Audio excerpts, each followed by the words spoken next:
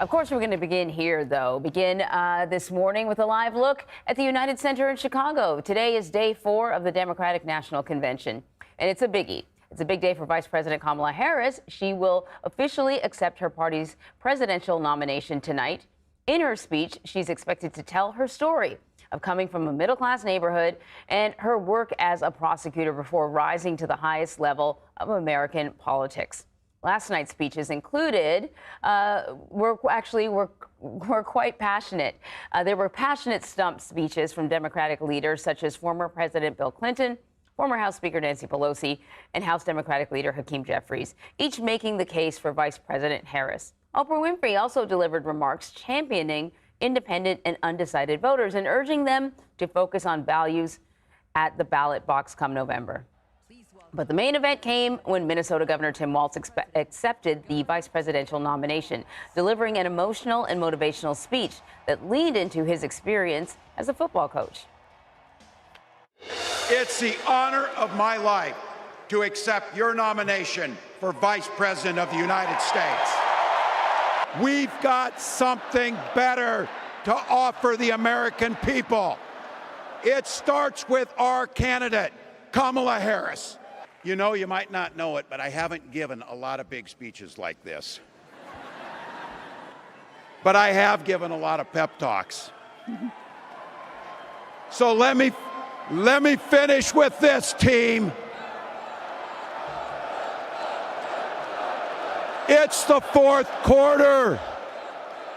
We're down a field goal, but we're on offense and we've got the ball. We're driving down the field. And boy, do we have the right team. Kamala Harris is tough. Kamala Harris is experienced, and Kamala Harris is ready. Well, CBS Morning's co-host Tony DeCopel is leading our coverage of the DNC in Chicago. So, Tony, I think sort of what I thought was interesting about Walz's speech is I think we saw a little bit of an edge on him that we didn't see before. Still kind of your Midwestern dad kind of energy, but a little edgier and maybe a glimpse of what we're going to see as the campaign continues. What sort of stood out to you about whoever you heard from last night? Yeah, well, you know, with Tim Walz, I think what you'll hear from political experts is that he managed to take the small-town values that he grew up with and redefine them with a little bit of a democratic gloss on them. So rather than have those values as they are in country songs and all the like associated with Republican politics, he said, look, it's about loving your neighbor, and it's about minding your own business. He said, keep the government out of your bedroom. He also tried to add a little detail to the gaps there are in the Kamala Harris policy platform. She's only been the candidate for, 30 days? She's not got detailed proposals on everything. And he said, look, all you have to do for your undecided friends is clip what I'm about to say. And then he went through some bullet points: lower taxes, lower housing costs, taking on big pharma, and fighting for freedoms across the board. Bill Clinton, also a fantastic speech. He talked about warming up his voice with me, as you might do to prepare for an address. But he said that's what Donald Trump is in every speech. It's all about me, not about you. He said next time, don't count the number of lies in his speech. Count the number of I's in his speech, meaning the self-references.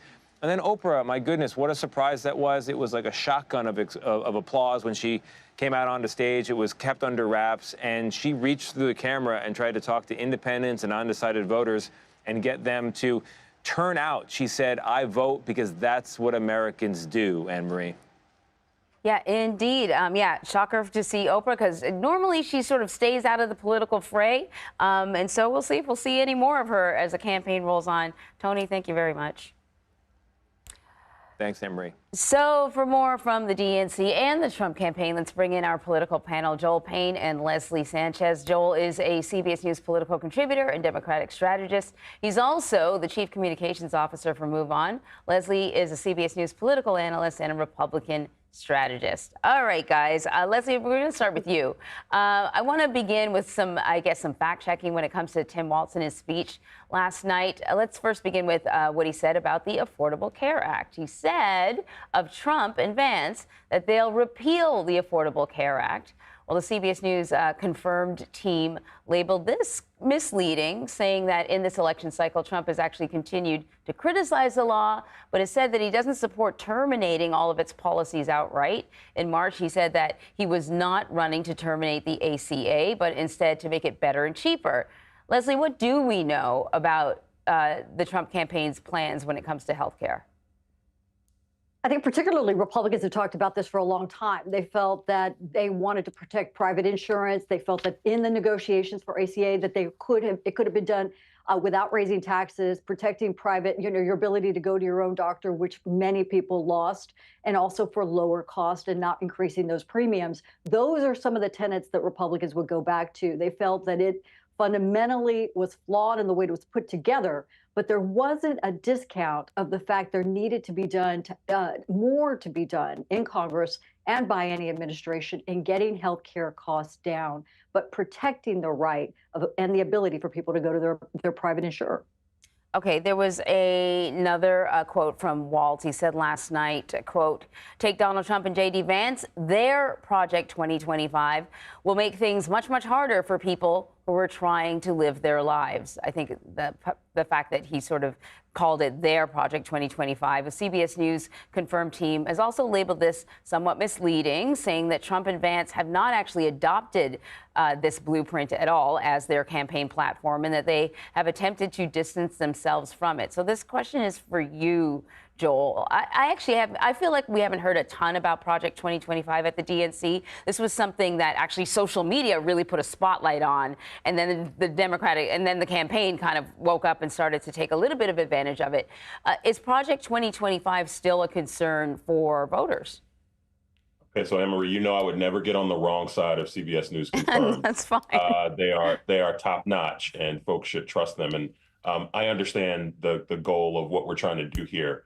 The spirit of what Tim Walz was saying here was correct in both this scenario and also what you were just talking about related to the healthcare law. I mean, Republicans and Donald Trump led Republican efforts to repeal the ACA when he was president. If not for John McCain, they would have repealed it. And Donald Trump has been very clear that he, over the course of his political career, would love to gut the ACA. And so, folks may interpret the language on that differently, but I think the intentions are clear. I think same thing here with Project 2025. I've lost count of how many people who used to work in the Trump administration who now work for, have supported Project 2025, which, by the way, when they shut down a few weeks ago, all that means is that a lot of those folks who are working on Project 2025 are going to be a part of the Trump transition project, which both campaigns have the opportunity to set up a transition operation. So again, the smart folks at CBS News confirmed. I'm not getting on the wrong side of them, but I do think that the spirit of what Tim Walz is saying here is correct. And I think the American people, they don't have to just trust what Tim Walz said last night. They can trust their own eyes. They can go read Project 2025. They can go look at the connections. They can go look at the vote back when Donald Trump was president, what happened with the ACA. Go for it, Leslie. Joel, I'm just saying, I've never seen so many Democrats, and Joel knows I'm such a fan of Joel Payne. I've never seen so many Democrats promoting the Heritage Foundation in all of my years in politics, and their policies. And it's so hypocritical in the sense to say that because conservative writers who came from an administration of 5,500 people, that a handful of people or 100 people went over there and wrote policy papers, that it's duplicitous because the same argument could be made on the left. How many people from the administration, from the Obama administration, from the Biden-Harris administration, write the Green New Deal, write the most leftist progressive policies and are promoting them? The distinct difference is Donald Trump has come forward and said he disavows that Project 2025. He does not want any part of it. He didn't have partake in writing it. And we don't hold him at his word, but we want to hold Harris at her word when she says she's changed her mind on policy positions she ran on as a candidate in 2019 or her positions in the U.S. Senate. I just think we have to be consistent. If we're going to say they changed their mind and maybe they have a new position on it, then we take them at their current word. But to force the fact that to say that the Trump campaign supports 2025, say that 3 times fast, when they have articulated they do not, I think it's a false argument on behalf of the Democrats. And Marie, we're not going to let Project 2025 get Leslie and I in crosshairs with each other. No. That's my girl. Not she knows gonna she's my girl. happen. No, We're there's just going to disagree. Not We're It's gonna all gonna love. happen. It's all love. So listen, before I let you go, though, I do want to talk to you, Joel. As you know, tonight is Kamala Harris's big night. We're going to be hearing from her. She's going to accept the nomination. We've heard a little bit about, what the speech might be about, that she's going to talk about her journey. And I thought to myself, we've actually heard a lot about that since she's, been moved to the top of the ticket. I want to ask you about something else that we haven't heard about at the DNC, which is the segment of Democratic voters who are concerned about what's happening about the war in Gaza.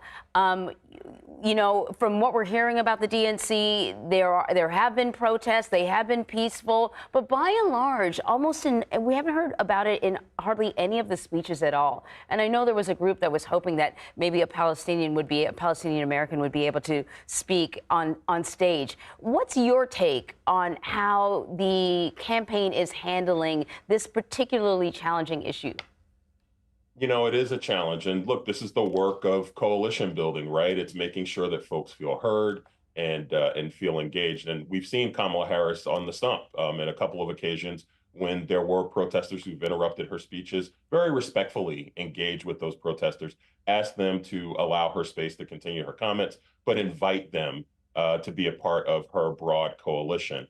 And I think more of that is happening at the DNC. I know there are some who want a more prominent role on the speaking stage for folks who have stronger opinions about what's going on in Gaza. And I know those conversations are ongoing. But I think one thing we do know is that Kamala Harris has turned the page on maybe an era in this conversation that was more alienating to those folks. I think there is a greater opportunity for comedy and for bringing together some of the disparate opinions on that. The work is hard. I don't think anybody should sugarcoat it. But one thing about Kamala Harris is she's committed to do the hard work and she's committed to have the hard conversations. And I do think that the temperature is very different on that conversation within the Democratic coalition from now until what it was a few months ago. Last thing I'll say, Kamala Harris still has to introduce herself to so many Americans who are just learning about her. This convention has been great. She's got to stick the landing tonight. And a lot of Democrats have a lot of confidence she'll be able to do that. That's a good reminder. When you're in news, and I'm sure when you're in politics, you listen to every speech all the time. And you forget that there's a lot of Americans that have other things to do. And so this will all be brand new to them. Joel and Leslie, thank you so much.